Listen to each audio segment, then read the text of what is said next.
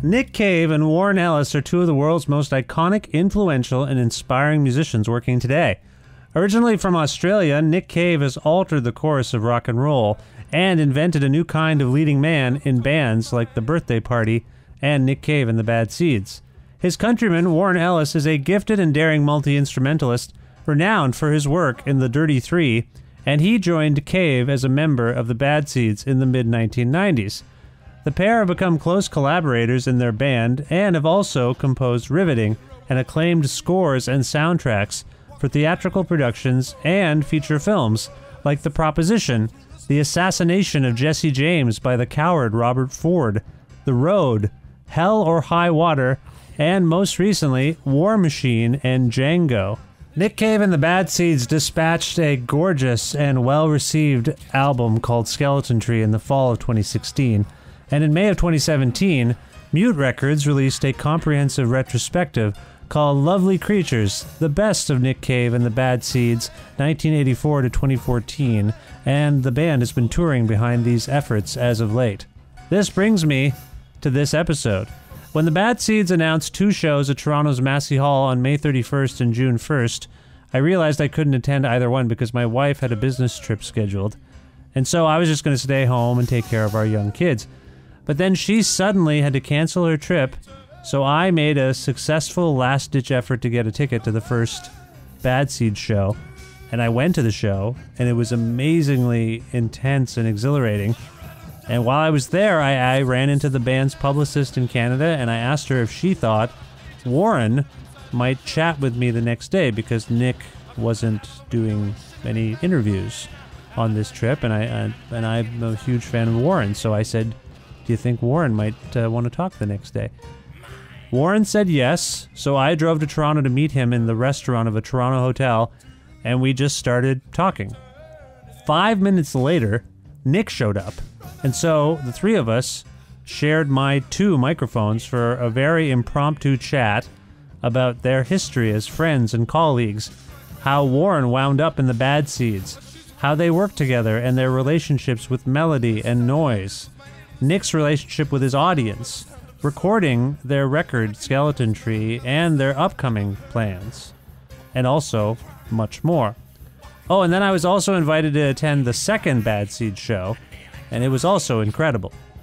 And then after the show, Nick and I chatted some more, and he couldn't have been a more gracious and generous person to me. It was truly a day and night that I will never forget.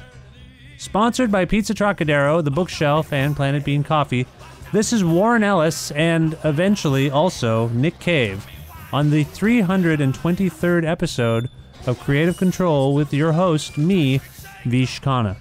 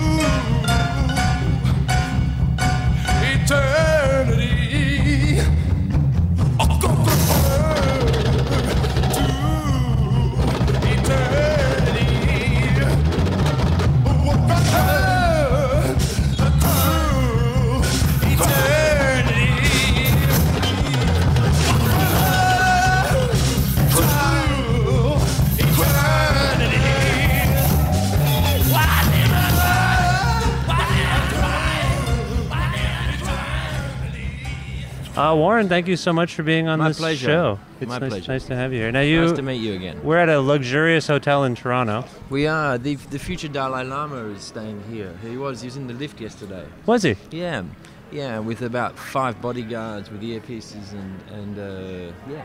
Did you converse with the future Dalai Lama? Oh, my friend did. What did they talk about? I'm not sure. I wasn't privy to that, but yeah, he was in here yesterday. Okay. So that's the level of luxury that you're living in here in Toronto. Well, that's the level of luxury he's living in.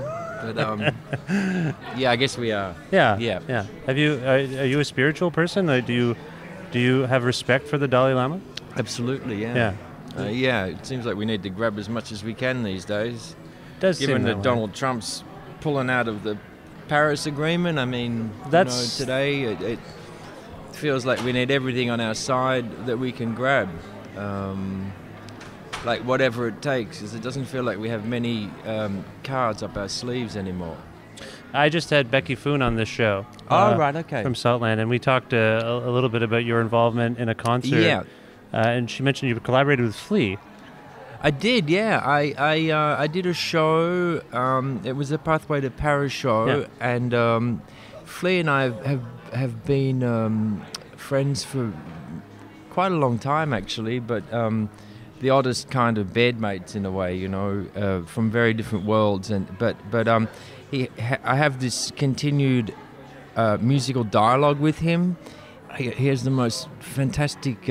He's such an extraordinary musician, but he's also so well versed in fabulous music, and we have this continuing dialogue in much the same way I have with Bobby Gillespie from Primal Scream. We have this continued dialogue that has gone on for 25 years. I originally met Bobby selling speed to him in Australia in the early 90s, and then it developed into this friendship that became very much about a musical kind of adventure. And Flea it's the same. Like there's a few people I have these dialogues with, musical dialogues, and Flea was doing this show, Pathway to Paris, organised by Rebecca and Jessie Paris Smith, Patti Smith's daughter. And he just called me, and I was recording a mass for a requiem for a Django Reinhardt film. And I was in the studio recording the strings or something, or the choir, and he's like, "I'm doing a show. Do you want to come in and play? It's Pathways to Paris, the climate summit." Right. And I said, "Sure." And we'd never done that before, and we just kind of went in and had a sound check, and then played for like 15 minutes, and it was just one of the greatest 15 minutes of my life. Really? Yeah, it was phenomenal. And we want to go out and. Like, he's out on tour with the Red Hot Chili Peppers at the moment. I'm out with the Bad Seeds. But we always talk about this kind of idea of jumping in a van and doing a kind of club tour of this thing, because it's this extraordinary thing with, not to undermine the importance of the event, you know. Sure, because it was, it was really the whole concert and thing, you know, it was it's a really important issue, but. Beyond that, the kind of idea of musically collaborating with people, particularly from very different worlds, is much more appealing to me these days. I just collaborated with Richard Russell from XL Records. We did a track together after meeting at African Express, and I've been playing with a band from Kinshasa called Jupiter. So and that was actually something that wasn't particularly appealing to me when I was younger, but now that I'm older. G'day, Nick. Oh, yeah, there's Nick. How are you? You want to come and join us? Oh, man. Hi, Nick. How are you? Look at that, Marvis. I've never heard of that. Hello. Hi, Nick. How are you? I'm very well. It was a remarkable show last night. Yeah. Thank you for confirming my suspicions. It's nice to see you. It was great. Did it stand out for you actually on this tour? We're just getting started up, and we're just getting. We're just getting started up, and it's going in the right direction, right? Nice. Yeah. Well, it was remarkable. That Jubilee Street, in particular, I have to say, that was a remarkable performance of that song. At one point, I believe. You threw your microphone and had a direct hit on the mic stand from like across the stage. Yeah. I've never seen anything like that. It was like quarterback accuracy. It hit the mic stand and knocked it over. Yeah, thank you. Yeah, no, it was really good. There was some great versions last night. Yeah, I From thought Her so. to Eternity was... I mean, that's the thing, right, Warren? Yeah. It's, you never know. And we do... Have you been talking? Yeah. We've been chatting, yeah. So they're even though we're basically sticking to the same set, they're always different versions, and we're pretty much kept, a cup of coffee things. Kept on our toes, and We do different versions. Yeah, no, it's remarkable. It was really, truly remarkable. And but the audience were great, you know. Yeah.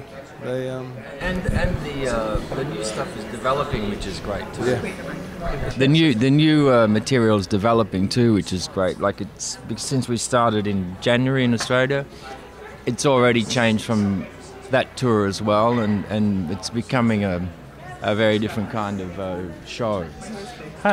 Can you elaborate upon that? Like, what is happening to the material that is? There's certain. It just feels like it's becoming much more. Is it celebratory or something? The material, like it's a definite kind of a different arc to, like, say, when it was recorded, particularly the last album. Like there's something, and I keep hearing this from people leaving, saying that they've never been at a show quite like it, where they feel like they've really experienced something, that something's really happened within the show. It's a triumphant feeling. Yeah, there's something, and people aren't expecting that from the show. You know, I think they're expecting it with the album. They're expecting it to be. But we're not either.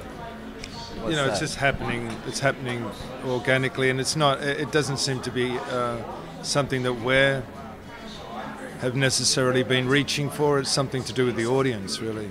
It's like a circuit has been connected or something, and it's just rolling around from us and the audience. So it has a lot more. It's like the audience are kind of demanding to be a part of the whole thing, and it's really quite amazing. It's not what we're. I said before actually that we come from, or at least I come from, a different sort of music, which is much more confrontational. Yes. The audience are this thing that stands there and you kind of subject your music to, and that's the world I've come out of, really. So this is really different. This is very different. I think you're known for engaging your audiences on some level. I mean, it's sort of confrontational, but you touch them. You literally touch them. Yeah, I do touch the audience. Sounds terrible. You touch Sounds like I I'll go to prison for saying one day. Well, you touch them spiritually, I suppose, but you also touch them physically. I mean, that seemed to be a real marker of last night. I do get an energy out of that, you know. I mean, quite. I feel it. Yeah. I mean, the recording process is so solitary, and, this record has a kind of tranquility to it, if you will, but bringing it out, you're saying something's happened to the song, something's happened to the material, and some of the passion has been drawn out of it even further. Is that what you're saying? I think it always happens when you make a record that you get in and rehearse it, and certain songs make it through and work live, and then they develop it. Because most of the time when you record an album, it's the first time that you've ever played the material. Yeah. You're learning it. So then it develops, and some they don't develop or they don't work. And I guess the songs that continue to be played are ones that keep reinventing themselves. Like something from Her to Eternity, Last Night felt like one of the kind of greater versions I've ever played. Yeah, it was fantastic. Of that song, and that song, I mean, I heard that song when it first came out in whenever that was, last century, in 83 or whatever, 83. Yeah. And I heard that and was so unbelievably, I was so blown away by that song. And then last night to play it, and I've been playing it for 20 years, and then last night the version just sounded like something so incredibly new again, and it keeps reconfiguring and reinventing itself, and to find that drama within the song is really kind of extraordinary. And not all songs do that, they don't. But we kind of, there's a lot of shifting that goes on within the band, so people play different instruments, and there's some sort of kind of musical chairs that kind of go on sometimes within the band, and that puts everyone on their toes and approaches the song from a different point of view. Nick, you're someone who values collaboration. I know this about you and your work, and since Warren has been in your life, you two have ventured beyond the Bad Seeds. I'm actually curious if you two can talk about this relationship, because I think it's one of the most vital creative ones going right now on the planet, if I might say on the entire planet. I was listening to your soundtracks over the last couple of days, the most recent ones, and it's just a magical thing. Let's start with Warren, actually. When did you first hear of Nick? Of Nick? I guess probably when he appeared on the scene. I'm a few years younger, but I'm not that many. It seems to baby make me boy. less and less. It's less and less. I bet I would have first. Father-son relation. Well, very young. You know, it's almost. What is it? 10 years difference, roughly? Probably a bit less. Probably no. It's not quite a decade. No. I could be his dad. If you look at me, it's, you I know. wasn't going to say anything, but yeah. But no, it's probably like I'm probably 8 years younger. But I remember. I guess I would have seen. There was this TV show Countdown, and the Boys Next Door were on it, and the Saints were on it, and there were these kind of odd bands that were on at the same time as AC/DC and David Bowie and stuff like that. So Australian bands. These are Australian artists. Australian bands, but it was a TV show. But then I think when the birthday party appeared, I definitely was aware of them, and I never saw them. I tried to, but I got so drunk I passed out in the lobby of the venue in Melbourne. You remember me sleeping? Yeah. I tried to see the last tour, and so I didn't really see them until the Firstborn is Dead tour. I saw that one. But, you know, Nick was someone who was always on the kind of horizon. Like he was quickly became a presence and stuff like that. And I lived with a dealer who used to deal to people, and Nick would come around. Sure. Probably don't have to go into those sort of details. Well, he asked me what I meant, but then I think officially we kind of... The short answers, we met at the dealers. There was like, you know, Johnny Thunders and stuff like that, and Nick and blah, blah, blah. So there was a certain thing in the 80s going on. Johnny Thunders in Australia had the same dealer as you guys, or was this in the... Yeah. He was like a Nico and stuff. It was like a rock and roll dealer, you know, Mark. And Nick, he had the kind of sort of presence, you know, like he'd come around, and then one of the women who lived there wouldn't let anybody sit in the chair that he sat in, to give you the kind of idea of the kind of, you know, credibility he had. I've done a lot of interviews and I haven't heard that one. I think I might have told you that one, haven't I? Oh, there we go. Here's a new one. You were revered as royalty? Yeah. And then we met, I guess, like in the 90s. Junkie royalty. Yeah, met in the 90s. When... 93 or something like that? I guess something like that, yeah. When we were doing Let Love In, Yeah. I met Nick briefly. And then he asked me to come in for the Murder Ballads record. Right. I guess in the midnight, the 90s or something like that. That's when we met. Nick? I can do a more focused answer of that. Sure. I saw Warren with the Dirty Three while we were recording the Murder Ballads record. Yeah. And I'd never seen the Dirty Three. I didn't even really know about the Dirty Three, I don't think. And they were playing at a pub up the road. And I went down and saw this most incredible performance by these three guys that just completely blew me away. And I kind of went back saying, you know, will you be in my band and will you come and play with us? Which Warren did, so a couple of days later. So that was my official proper meeting of Warren, although I am told that he actually played on the album before, but I was in no state to have been kind of conscious of that fact. Is that right? Yeah, apparently, yeah. So we had kind of met. I was playing a string arrangement that Mick Harvey written. Yeah, you go and have a coffee. I played on a string arrangement that Mick, and I hadn't read music for a long time. And I met you briefly. You were in a state with a bunch of stuff. So anyway, it's cloudy, but we got on immediately. For me, I think something had happened within the Bad Seeds for a long time where we weren't actually collaborating in the same way as we used to. I basically wrote the songs, pretty much. Occasionally someone else may have some, effect in the workings of the songs, but that kind of collaborative process had pretty much finished. So it was a situation where I was just coming into the studio with a bunch of songs. These are the songs, and the band would interpret them and record them. And Warren came in and very early on started to play around with the structure of the songs, the chordal structures of the songs, and have some kind of input into the actual songwriting process, which I found very pleasing because beyond the song, for me, it's the process of keeping the idea of songwriting alive. That's just my primary concern. So however I do that, I do it. And so that's just developed over the years until we basically, we just write the songs together. We always used to sit at sound checks and play. I mean, that was immediately apparent that you were somebody who really just liked to sit and play and stuff like that, and we would just sit and play. So I didn't have that relationship with, say, Blixer or Mick, really. The work was already done, usually. Not always, but usually the basic work of writing the song was done before they got involved.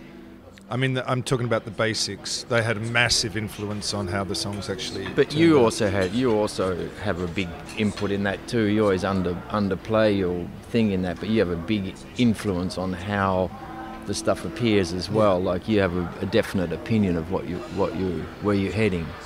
But then, sorry, go ahead. But then I think it was actually around the time of. Follow-up question, but no, it was actually I think.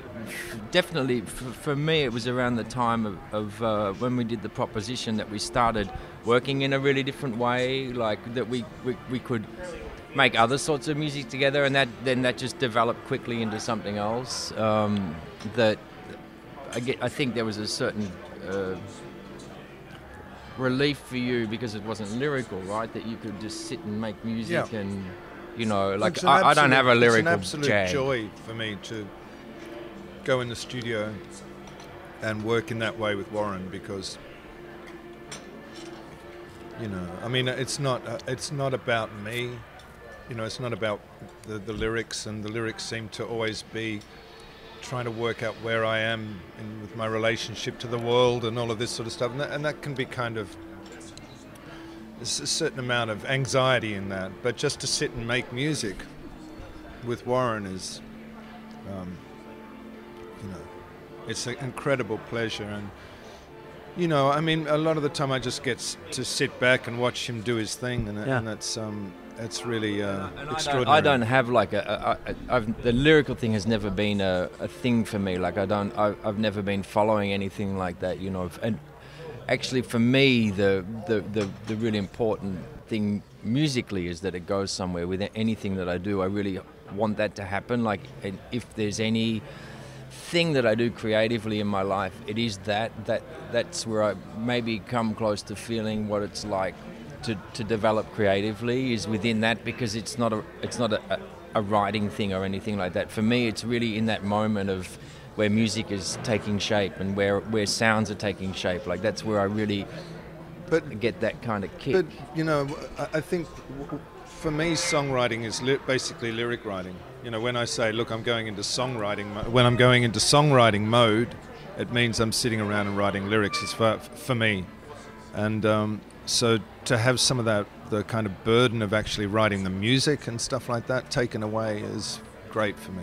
I want to. You've touched upon a number of things there, including your relationship to music itself, the actual writing of music, of melody. But I think both of you have a very long and interesting relationship with noise, with texture.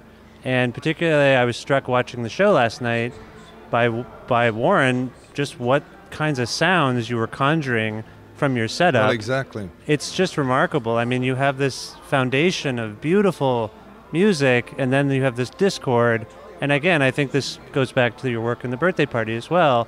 Can you talk? It's almost an intimate, romantic relationship with noise, I think. And few people can really have that. Like I've seen lots of artists try to do this, but like I say, there's a beauty to how you relate to noise. Can each of you talk about that? Can I say something about that very quickly? Sure. That it's actually it's not my business to be talking about that, but it's because Warren is actually doing that stuff. But I kind of know where you're coming from, because I have no idea myself what that stuff is that's coming out or how those sounds have been made. They're all, so it's quite mysterious for me as well, and they form the basis of the scores a lot of the time. So yeah, that's I know exactly what you mean, because see it as an outsider in a way. It's quite extraordinary. But well, I mean, I have that relationship too with it as well, in that it seems to be something that's constantly mysterious. Like there's always something, and when it feels like, if it feels unfamiliar, then it feels like the right thing to be doing. I've always, like once you get a drum and a guitar and a bass together, it does a certain thing, and that's really beautiful, but we know what that does, so how can we move things away from it? And I think that's what we've been trying to do, I think, over a period of a couple of years, starting with the scores, I guess, to work out how to kind of like break up that section of the music. And, I think, again, Nick, he's sort of underplayed. It's what he's saying that, but there's something about the way Nick can help to shape these things coming in, because a lot of the time, like we really don't know what's going on. Like with the last album, we didn't really know what was going on. We wanted to try and make something, but we didn't really know, and it just sort of appeared, this thing, and I think that's where it feels like, that's when it feels like that we're doing the right thing, because it feels like unfamiliar to me and unknown. And I'm a classical violinist. I mean, I was very early on, but I didn't really have much talent for it. But I was playing like a violin, in a rock band, which I never thought would happen. And then I quickly didn't want to be playing a violin line. I didn't like the way it was used in music. So then, I got a loop pedal and stuff like that. Mick Turner lent me his one day, and it immediately opened this world where I didn't know what was going on. And I could make these things that I didn't know what they were, and they felt like just things that fell out of the sky in a way, and like I didn't know what they were. So, I mean, I guess it's as mysterious to me too. Well, Nick said something about how his songwriting and lyric writing is him trying to make sense of the world. When I hear these textures, because I think we find ambient music very mysterious and confusing. We find distortion kind of confusing. But to me, when I was watching the show, I'm like, that's the sound of the world. That's kind of the sound of the outside world, that rumble. And I wonder if maybe subconsciously that's some way of grappling with what the world is all about, of trying to bring, you know what I mean? I'm not really sure. I don't really know, but it sounds like a nice idea. Yeah, I just thought I'd try to write some poetry during the interview. Go ahead. We'll use that in the next interview. Yeah, I'll throw that in. Nick, does the noise that Warren conjures, does it inform your lyric writing, though? Yeah. Here, give us This pass the mic game it totally is fun. does, because it's a special kind of sound, and it's an organic sound. Maybe that's what you're talking about. I think so. It sounds like it comes out of nature. Warren's music, at least his loops sound like they come out of nature, as opposed to synthetic. I mean, you play the synthesizer more these days, but that's a different thing too. And my lyrics feel like they're about that too, that they come out of nature in some kind of way. So probably more so these days. It feels. Yeah, I mean, like there's always been that kind of element to them, really. But anyway, so that Warren only has to click on a loop, and an instant atmosphere is there. There's a sort of spell that's cast from just clicking on the pedal. And so everything you sing just sounds great. It also allows a much looser kind of lyric, because the lyric, it doesn't have to be so considered, the lyric. That's what I liked about, what we like about Skeleton Tree. Yeah. A lot of that isn't lyrically as polished as I would normally do. Songs like I Need You, and I mean any of them really, Rings of Saturn and stuff like that are pretty much improvised lyrics, stuff that I would normally have not allowed through, because my songs always have to mean something to me on the page, and but we kind of got rid of the page page on this record, so it's more just extemporized, and that was really important. But, so the words just sounded good. They sounded like they meant something, and they did mean something, but it wasn't a kind of. It was something that was directly coming out of the heart rather than the brain, I guess. That was definitely a promise that was thrown down on Push the Sky Away, that there was an element of that happened in that, and then you went away and worked on it, and there was an element of that, and it was something about that record that it hinted at that was really kind of, it felt kind of quite new. But just to say something that was that what Nick is saying there is, when I first met Nick and he asked me to play with him, he didn't even ask me to play, like asked me to come in and record, and a couple of years later he's like, if you want to be in the band, you can. There was never a discussion about that, but the one thing he did say to me early on was like, just like do whatever you want, just go for it. And for me, like having watched, Nick from afar, for someone to give me that kind of, I guess, permission in a way was incredibly kind of liberating and made me kind of really stretch, like when I bought a mandolin, Nick didn't say like, burn it for firewood. It was like, wow, what an inspired choice. Yeah. And he's always He thought it. He's always like pushed me to kind of go like, and when it goes too far, it's kind of great and it, but he's always kind of pushed. And I think there's that thing that goes on when we do the score work, that it goes either way. There's that thing, there's that pushing and pulling that goes on between us, like that you kind of want to take it as far as you can. And I think that's, while that's happening, the relationship feels creative and feels relevant. And that's all that I've ever really cared about, that it does feel relevant. Like I like to feel at the end of the day when we've done something that like, I stand by this, like... And like in the last album, there was some, like I think a couple of the track, one in particular is one of the most sort of marvelous experiences I've ever had in the studio, where it really felt like some kind of miracle had happened, just watching something appear in front of us, which I think came about from the approach, the way that album was approached. I noticed there was a particular emphasis on Push the Sky Away last night. Are the sets changing each night, or was there something about Push the Sky Away that resonated for that particular show? Because I noticed that it was really, I don't know, was there some like reason? The songs.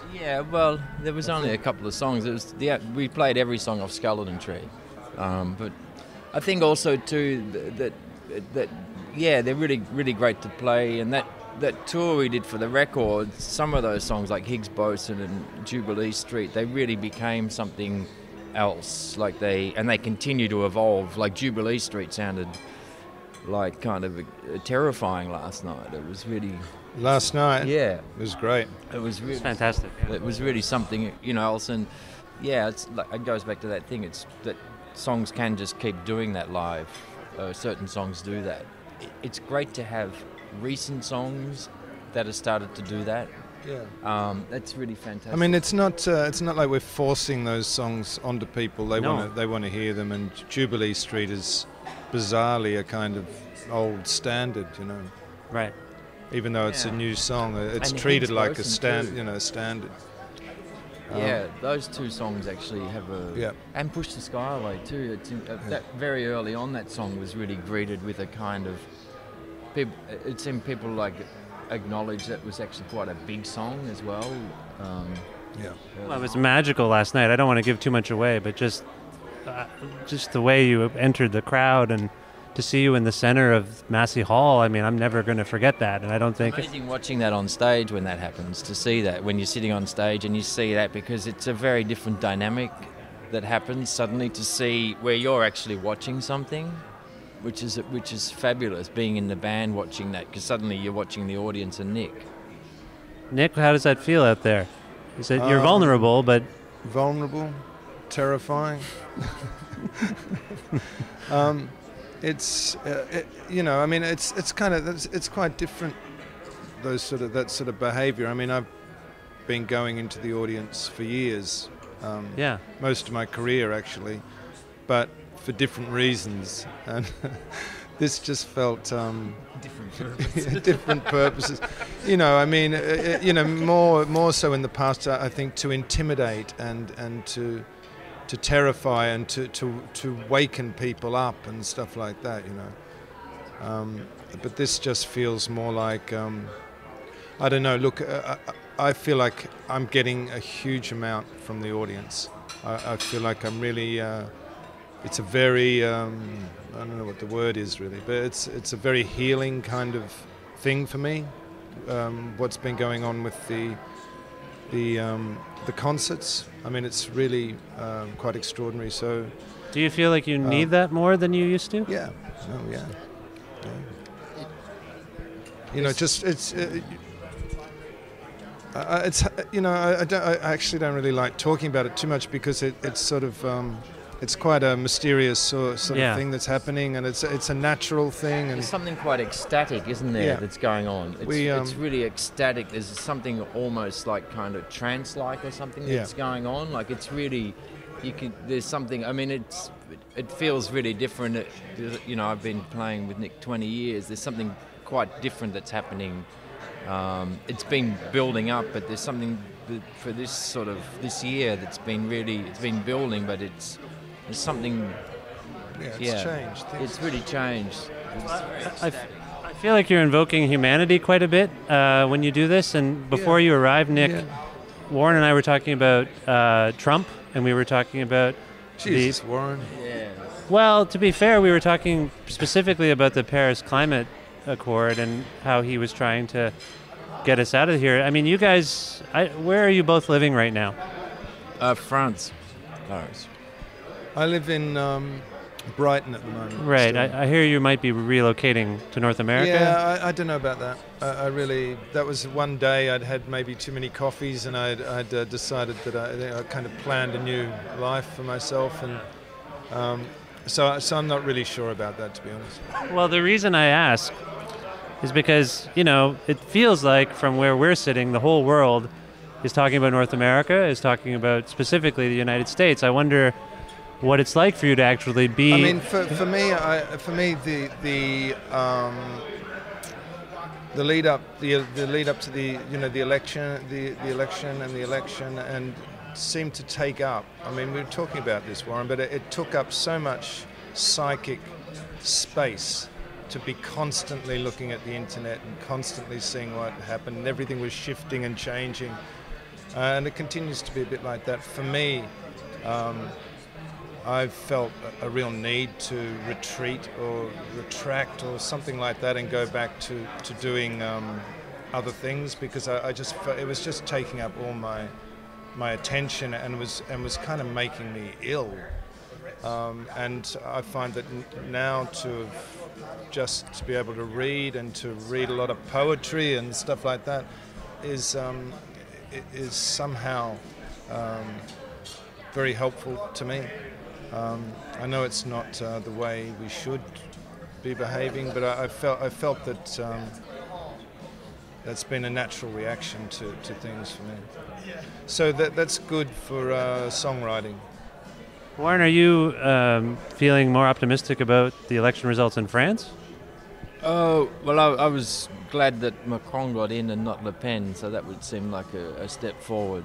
But beyond that, I don't know. But I definitely was relieved that it felt like that they'd taken a step at least in the right direction and stopped this kind of run that seemed to be happening around the world. So that was, of course, some relief. But beyond that, you know, we'll see what happens, I guess.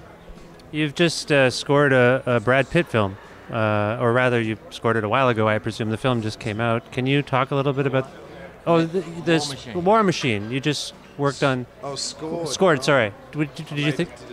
Did you think I said scorned? I thought you said scored, like received something. No. I wonder if you can talk a bit about your process on that film and in terms of coming up with the soundtrack as it might relate to... I mean, you've been making these... collaborating on these soundtracks before. War Machine was basically David Michaud wanted an electronic score, basically, to fit in with certain electronic pieces sources of music that he already had in there. He's a very particular kind of that one angle. We have another beautiful one coming out called Wind River, which is the trilogy, the final part in the trilogy by Taylor Sheridan, who did Sicario and Hell or High Water.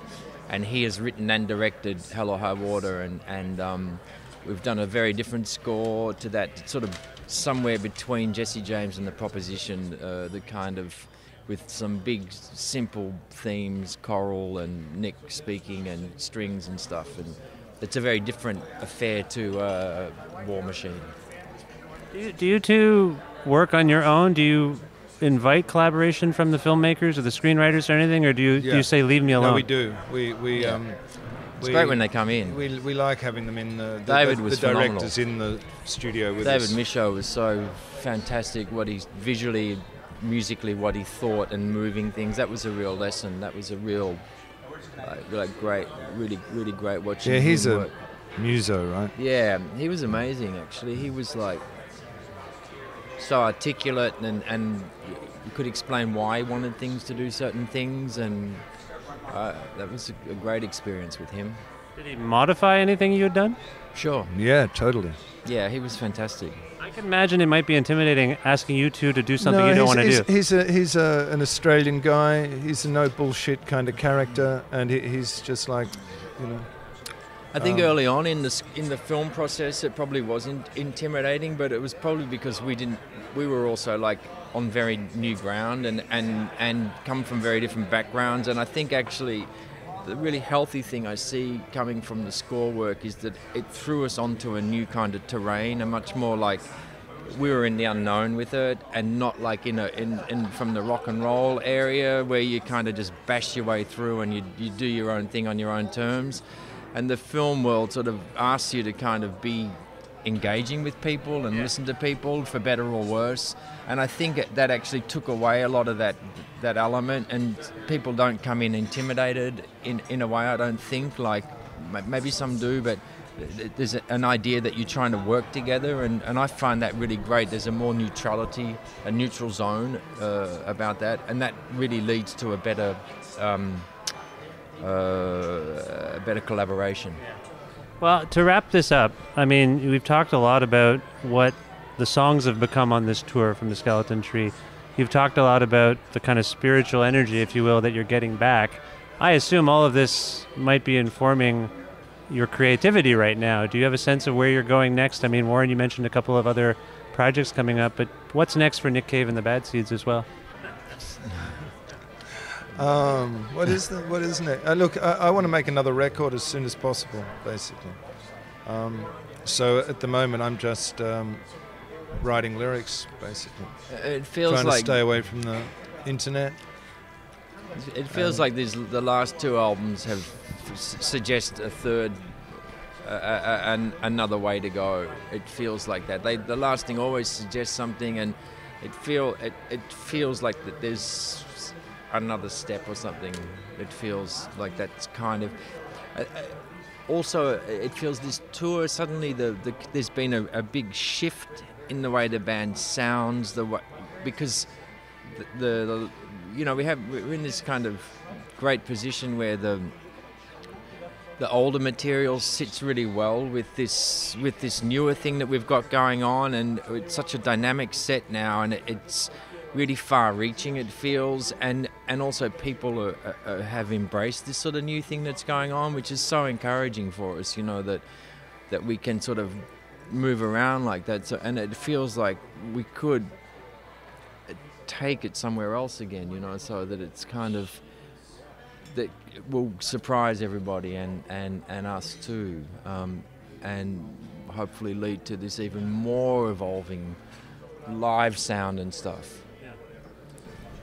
The last time Nick, you and I spoke we were talking about the death of Bunny Monroe at the Hyatt over here. We were in a restaurant. I knew I'd met you before. Well, we met once before, yeah. I have longer grayer hair. Now? I have two kids. I'm tired all the time.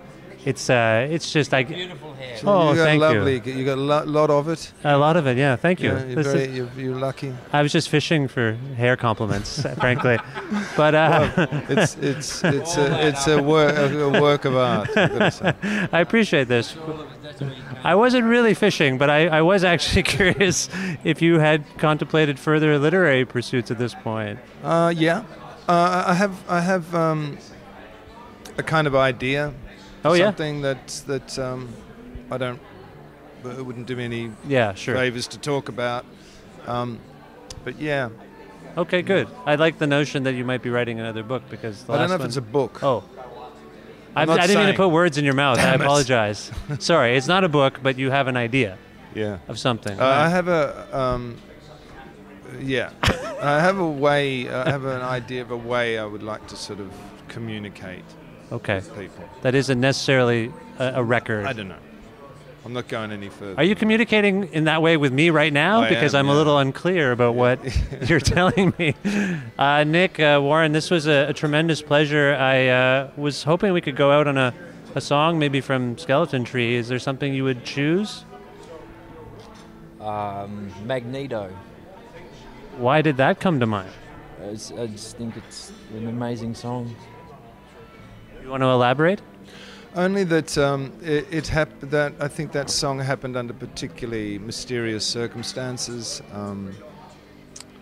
right? Yeah. So we didn't. It's the closest. I sang that to a piece of music that I hadn't heard before, and it's the original take. So everything's like one take, but it's Nick one hadn't take. heard the music. So I was out with a friend having some food or something, and I came back in and that was playing, and I heard that for 15 seconds and thought I can sing to that, and sang Magneto, those words that I had floating around, and they just sat within the song in a very, very beautiful way, and that's the take basically. Wow. And then we kind of filed it away and didn't think any more about it, and kind of found it later on, and we were like, whoa, this is kind of amazing. So, Again, I don't mean to flatter you. There's magic. I don't know what it is. no, It's something going on here, and in that song. No, I think here. Oh yeah. And with me, with my hair and Well, us three right now, this is you could- magical. yeah. And We should form You a can be band. the hair. definitely. Be there. I can play some music. It's true. All right. Well, Nick, Warren, thank you so much All right, mate. for this, and best of luck with everything. take care. See you all. Thank you.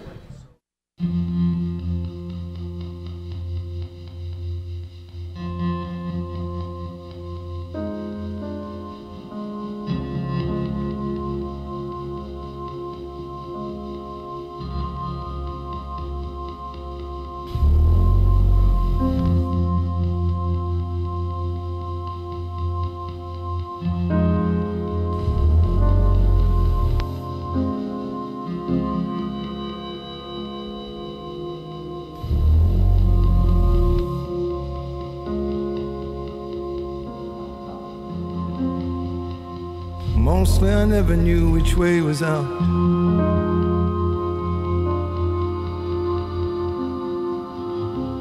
Once it was on, and that was that.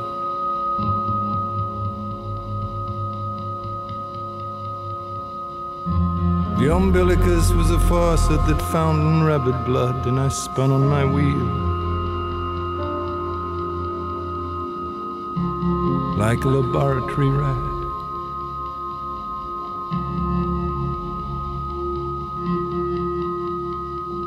There's an electrical storm on the bathroom floor, clutching the ball.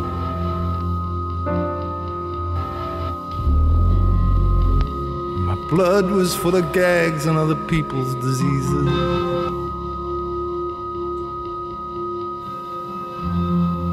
My monstrous little memory, it swallowed me whole.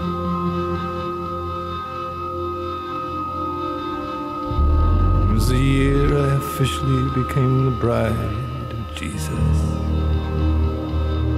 In love, in love, in love, you laugh, in love, you move, I move, and one more time with feeling. Love, you love, I love, you love. Saw you in half, and the stars are splashed across the ceiling.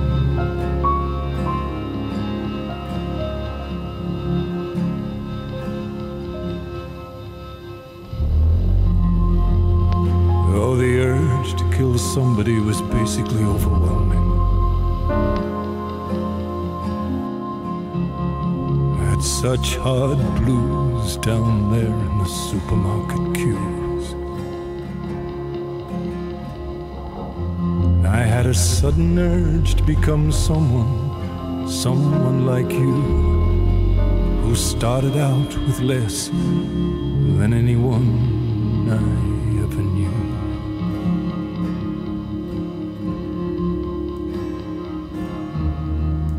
In love, I love you, love, I love you, love, I move, you move, and one more time with feeling. I love you, love, I love you, love, I'm sewn in half, and all the stars are splashed across the ceiling.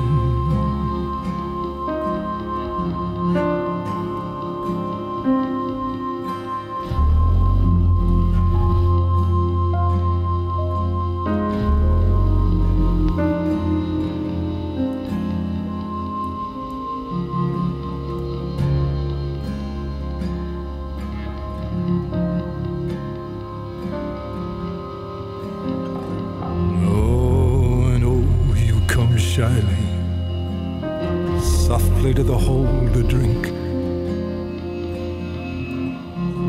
Come as far as the edge of my blood, then swim.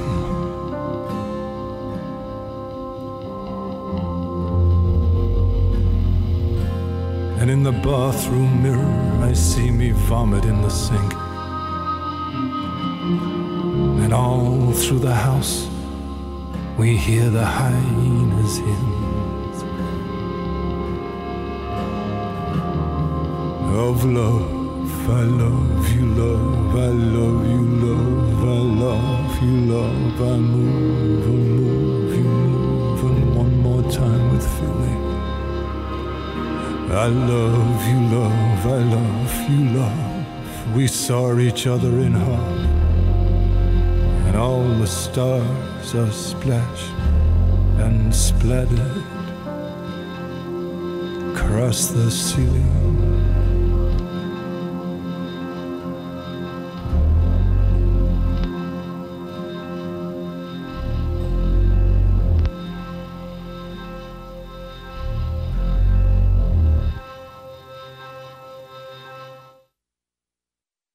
From their wondrous and acclaimed album Skeleton Tree, which came out in the fall of 2016, that was Nick Cave and the Bad Seeds with the haunting, gorgeous Magneto. Can you believe that was basically one take? One vocal take? One music? That's...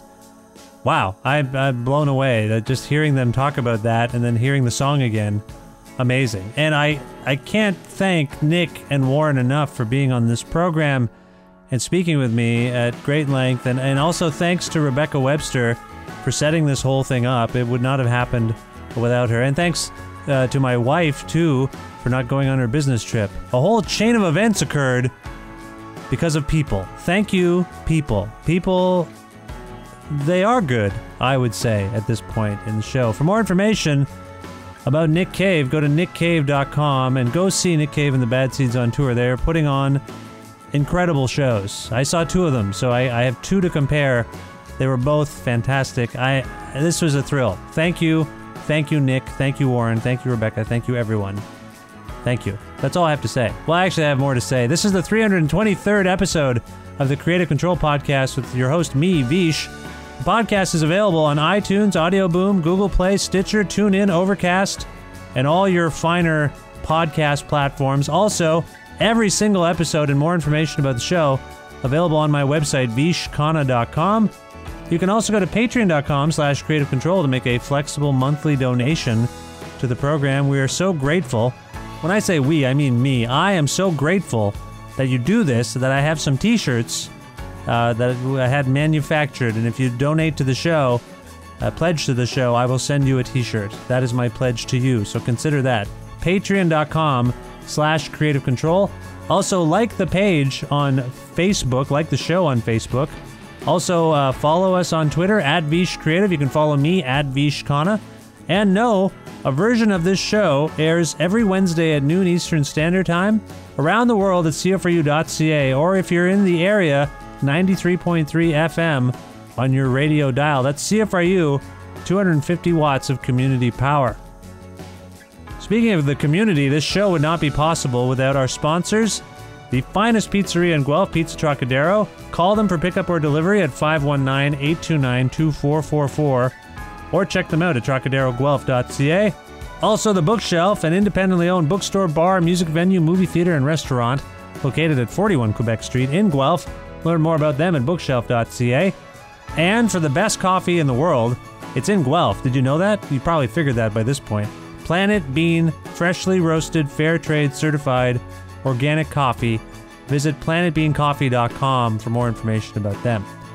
Well, that's the show. Again, if you can subscribe to the podcast and download episodes and share them with your friends and tell them about the show, that would be great. That's greatly appreciated. Please do that. It's on like all the things, iTunes, it's everywhere. So do that. And otherwise, that's it for this episode. Again, a huge honor and thrill for me to have Nick and Warren on this one. There's more episodes to come. There's more episodes behind me. Check them out. I will talk to you soon. Goodbye for now.